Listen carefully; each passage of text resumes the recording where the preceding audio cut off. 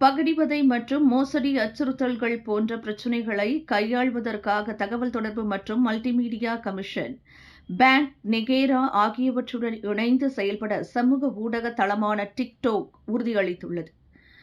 இன்று டிக்டாக் குழுவின் தலைமை செயல்முறை அதிகாரி ஷோஜி சியூ தலைமையிலான குழுவை சந்தித்தபோது இந்த விஷயம் எழுப்பப்பட்டது என்று பிரதமர் டத்தோ ஸ்ரீ அன்வார் இப்ராஹிம் தெரிவித்தார்.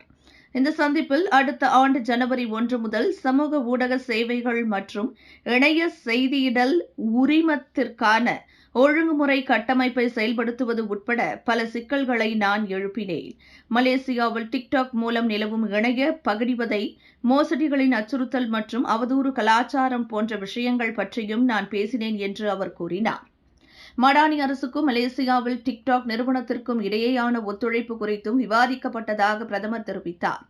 ஆசியான் 2025 தலைவராக பதவியேற்கும் மலேசியாவின் அனைத்து முயற்சிகளையும் ஆதரிப்பதற்கு டிக்டாக் உறுதி பூண்டுள்ளதாக அவர் கூறினார்.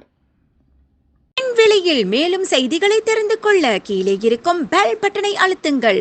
உங்கள் ஆதரவை வெளிப்படுத்த லைக் மற்றும் ஷேர் செய்யுங்கள். தொடர்ந்து விண்வெளியுடன் உங்கள் பயணத்தை தொடர்ந்திருக்க சப்ஸ்கிரைப் செய்யுங்கள்.